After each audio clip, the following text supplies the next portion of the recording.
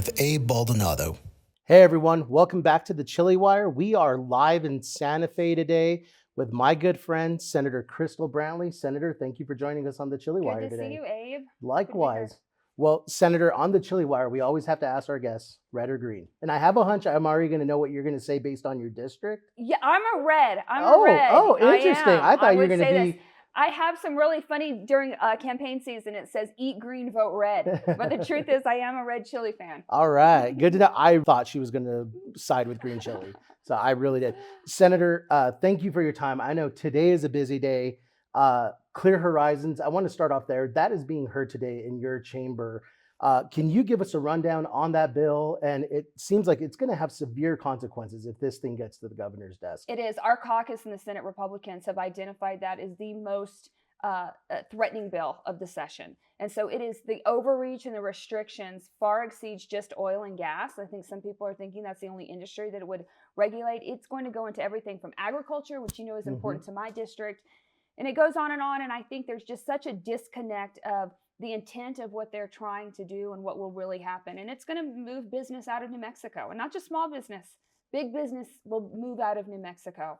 And so that really is the bill that our Senate Republicans have decided that we're going to fall on the sword over. There is a call of the Senate that is currently on right now. And what that does is it prevents business from happening until all senators return to the chamber. That's still in effect. We'll see how today plays out, but the next item on the agenda is Clear Horizons. So we're going to be headed into the Roundhouse today and certainly up against some sort of pretty big fight today. Absolutely, and we'll be tuning into that today as well. And Senator, it seems like, I listened into the Senate Tax and Business Committee over the weekend, and I saw a few notable Democrats, Senator Leo Jaramillo, he voted for the bill, and ultimately, he said the stationary language that was added into the Clear Horizons wouldn't affect electric co-ops, specifically rural electric co-ops, which mainly are in his district in Rio Arriba County. You have the Jemez Mountain rural electric co-op.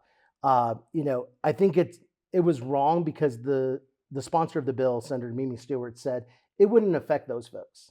And it will, because I think the honest conversation that wasn't had was, where do our electric co-ops derive their energy from? It's not solar or wind, it's oil and gas. So if you take out oil and gas from the state of New Mexico, costs are going to rise for the rural electric co-ops to generate electricity from other states. And now, like you said, you're moving business to other states. It's absolutely a lot of mistruths about what this bill will actually do. And it's unfortunate that sponsors and even some senators can just throw out some of these claims that is just not correct. I'll tell you, equally disturbing, you mentioned Clear Horizons and how someone can try to justify a yes vote.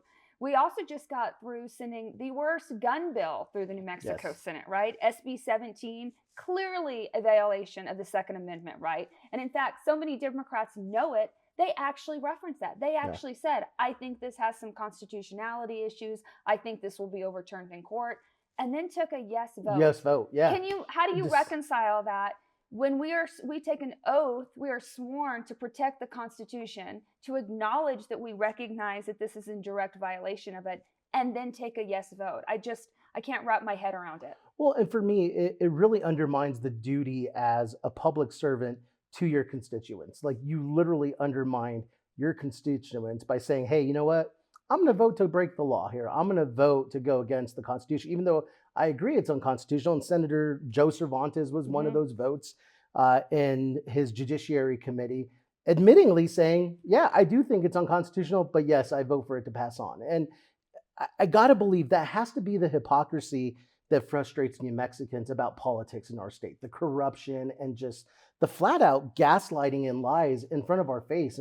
And hopefully New Mexicans can see that. And that's why here at the Chili Wire, we have these conversations, because I think a lot of people are just assuming that their legislator is doing the best they can here in Santa Fe and not really paying attention to the things that they're saying and the things that they're doing and the bills that they're sponsoring. Absolutely. And the political games that happen, we're talking specifically about the gun bill in Senate Judiciary and the chairman, who, one, has a lot of power because chairmen can determine the agenda set in that committee. And quite frankly, they can decide that a bill is so egregious that they're not even going to hear it in their committee.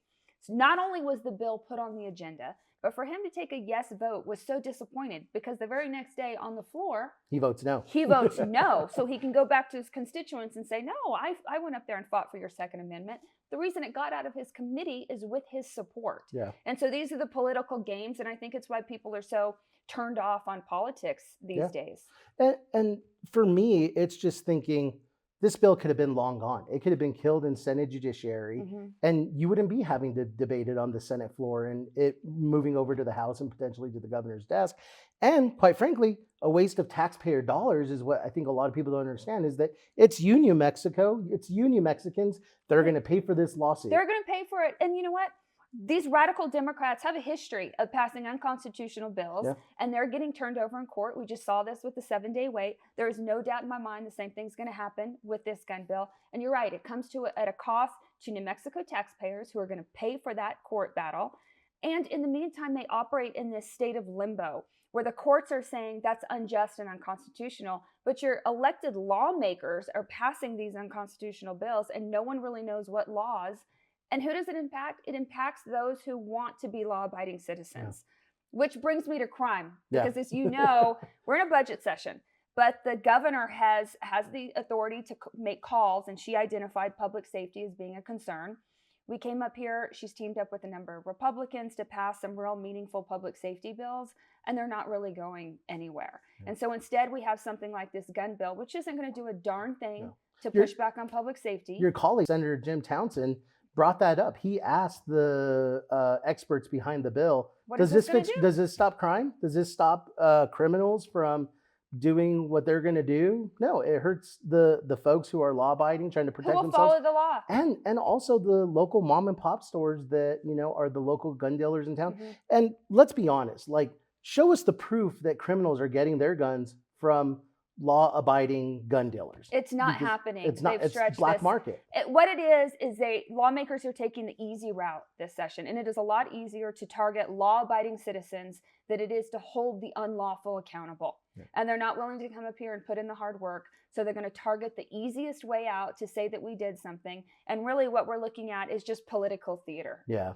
Well, and it seems like trial lawyers have a big influence on not only crime, but medical malpractice, and a lot of the issues in both chambers. Seems like trial attorneys are behind a lot of these facets of legislation, because looking at some of the details that I pulled, the Committee of Individual Responsibility, trial attorney backed PAC, seems to be supporting a lot of these legislators who are voting with criminals and not victims, and supporting trial attorneys over doctors. And we're losing doctors. And not to transition too fast, but medical malpractice was a big issue coming here. Yes, we had the medical compacts go through. That's one component, but it doesn't fix everything. It's a Band-Aid, because the reality is, even if you open up the compacts, and what that does is it allows out-of-state doctors to practice in New Mexico, with our medical malpractice environment, they're not going to want to. They'll get their pantsuit off of them in this environment. And you're right. So the trial attorneys have a chokehold on New Mexico lawmakers up here. There's a lot of them that are trial attorneys themselves. I would argue that their vote, that their positions, and even carrying some of this legislation, not just voting on it, actually carrying some of this legislation, is clearly a violation of their ethical duties. I mean, I feel like they should have to recuse themselves on this vote. They're making millions and millions of doctors. Some of the lawmakers here are practicing trial attorneys that sue doctors. That's what they do. They sue doctors and they sue hospitals. Do you think they're going to vote on legislation that's going to impact their pocketbook? Heck no. Absolutely not. I mean, it's a way for them to make a lot of money. A lot of money. Bankrupt hospitals, bankrupt doctors, go after and that's what's happening. Their personal assets. And it is happening. And Senator, you're from rural New Mexico, and I'd just love for you to give us a glimpse of what it's like in rural New Mexico for access to healthcare, because I think a lot of people assume, hey, you're in Albuquerque. Yeah, you have access to multiple hospitals. But rural New Mexico really seems to feel the impacts of this type of bad policy. Even more. I mean, you have to recognize that in Albuquerque, if it's hard enough for you to get a doctor and it's taking months to get in to see some sort of specialist, in rural New Mexico, we're traveling 4 hours to get to Albuquerque, right? I have the furthest southwest, 7 corners of the southwest corner. They're already traveling 4 or 5 hours to get in. It's because there are no specialists and no doctors out there in rural New Mexico. The reality is, just like most New Mexicans, they're having to travel to Texas or Arizona to go across state lines to try to find doctors. And that's unfortunate, especially because there are meaningful policies we can pass today that would start fixing that. Yeah. And the number one thing is to reform medical malpractice. It doesn't look like Democrat lawmakers are going to let that happen this session. Yeah, it looks like the House rolled over House Bill 99 again last night. It's not Didn't going to hear get it. done. We're running out of time. It's not going to get done. Now, the governor has indicated she has an appetite to call a special session for that. As a Republican, I will tell you, we stand ready to join her up here if she wants to call a special session to get it done. But I'm not optimistic that the Democrats will do it. She called a special session last year for public safety, and Democrat lawmakers refused to engage and to take part of that. I expect that they may have the same sort of response to medical malpractice. Yeah, it's very unfortunate. And Senator, to shift gears, you've been a longtime advocate for children. You've been the voice in the Roundhouse. We see what's happening to children across our state. You've introduced some accountability bills on CYFD. I know they haven't gotten messages because it is a budget session, but how important is it for not only your colleagues in the Roundhouse to look at this, but also for New Mexicans to ensure that our children are protected and they're safe? Unfortunately, New Mexico has been ranked dead last in child well-being and a place to raise a family. And it seems like your legislation and your advocacy for children, a lot of these policies that you've been for would actually help families and actually help protect children. You know, in recent years, we've had some wins, but they're not enough. They're minor wins. I think that history will show in hindsight, when we look over this governor's administration, that her greatest failure was what's happened within CYFD. There's been a revolving doors of cabinet secretaries. I think we're on our 6th right now. None of them are qualified to be in that position. The reality is we are the worst in the nation in child well-being and repeat maltreatment that's happening. And a lot of that is because of the broken policies within a broken agency itself. And some of the stories coming out of there are just disgusting.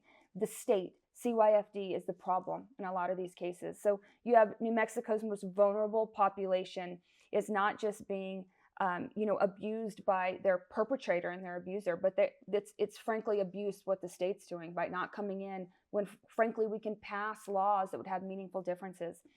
We've made some good measures. Look, last year we created the Office of the Child Advocate. It's a bill that I'd carried for 4 or 5 years, and it's not my brainchild. This was advocated by Representative Rebecca Dow, Representative Kelly Fajardo, who's no longer in the legislature. A long line of lawmakers have been fighting for that. This is what it comes down to. Until that agency recognizes that the best interest of the child has to govern their mission, and I have a bill that does that, until they recognize that, nothing will change. Because right now, CYFD's mission is focused on reunification with biological parents at all costs. We know, and you can read headlines, that often it is those biological parents that are creating the harm and doing the harm. And if their mission is to immediately try to reconnect them with those biological parents at all costs, instead of considering this is easy, this is the easy stuff, what's in the best interest of the child, and just those short words, they will not adopt as a mission statement to make sure that they're considering that. And until we put kids first, kids are going to continue to be last. Absolutely, and it's so unfortunate given the issues in our state with our education rankings and just it seems like children often tend to lose in our state, and they tend to lose. I'll tell you one big win we have right now is last year I passed Senate Bill 11, and what that did, it was a message to our school districts that we recognize the dangers of cell phone use among teenagers. And so at that point, it was a strong recommendation that we advised districts to adopt policy. They had to have some sort of policy, although we didn't tell them exactly what it needed to look like. A number of school districts have adopted phone-free classrooms, and we have seen nationwide what that means. It's improved outcomes, not just in academics, but in social interactions, face-to-face, especially when it comes to mental health of teenage girls and teenage boys. The reality is it's not the phone itself, but it's these social media apps that they continue to spend. The average teenager spending 6 hours a day on the phone. Wow. So if we could get them to disconnect during the classroom hours, that was the intent. Well, we still have a lot of districts that decided not to do anything and adopt any sort of policy. So I have teamed up with the governor. This time we're coming back. It is a mandate that they have to adopt a phone-free school, because what we've seen is, and I hate mandates, right? I hate telling local control, but our districts who are refusing to adopt best practices are the ones who aren't seeing advancements. And so we're coming in and we are saying, look, this is a proven best practice. We've seen it in a lot of red states. Sarah Huckabee Sanders down in Arkansas led this. Texas just adopted this policy. But going to phone-free zones in our schools is exactly where we need to be. So I'm happy, and I think we're going to get that done this session. So a little bit of good news. I do have a couple bills that will help our law enforcement coming through with mainly training procedures. I think that we'll have some success there. But Abe, on the big picture, we're not doing enough. We're failing New Mexicans because we can come up here and actually come in here and do the people's work and get some good stuff. And what we see is a lot of stall tactics. They're not addressing the big headline stuff that will have real impacts for all New Mexicans. And so overall, I would give this legislative session about a D-.